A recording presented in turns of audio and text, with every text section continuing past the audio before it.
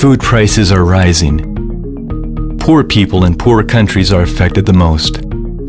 Why? 1. Climate change causes weather-related production shortfalls.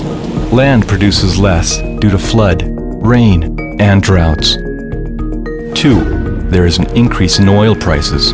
That increases the cost of producing food, since fuel is needed for machinery, tractors, and transport. 3. Food markets face high demand for biofuels. As massive quantities of sugar, corn, and vegetable oil go into fuel, food prices go even higher.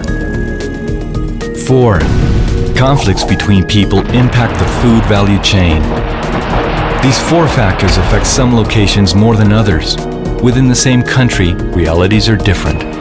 Geographical barriers, rudimentary markets, local changes in production, and poor transportation infrastructure have different effects. And rising prices don't affect everyone equally. The most affected are those without means to cope with these shocks.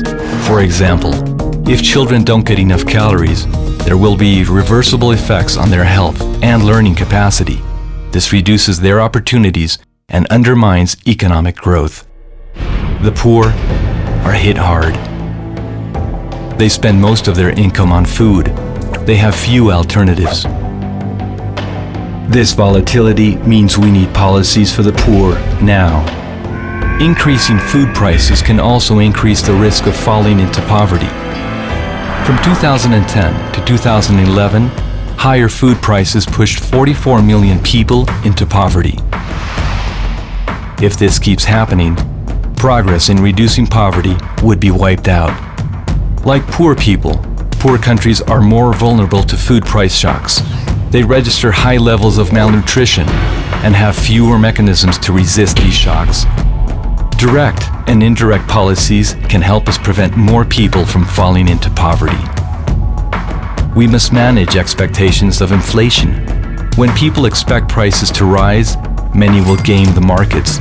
Governments could eliminate export bans, regulate to prevent panic buying and food hoarding. We need to reduce the pressure on crop markets. For example, reducing demand by relaxing biofuels mandates once prices exceed a certain benchmark. Widen supply by removing export restrictions on grains. We need nutritional programs for the poorest and scaling up safety nets to protect poor people. We need to prioritize rural development and agriculture, putting food security first. Technological progress can increase agricultural yields in an environmentally sustainable manner and increase the nutritional value of some products, such as fortified cereals. A lot more can be done, from having humanitarian reserves for emergencies to addressing climate change. But no matter where we start, we should strengthen the ability of people to cope with shocks. Learn more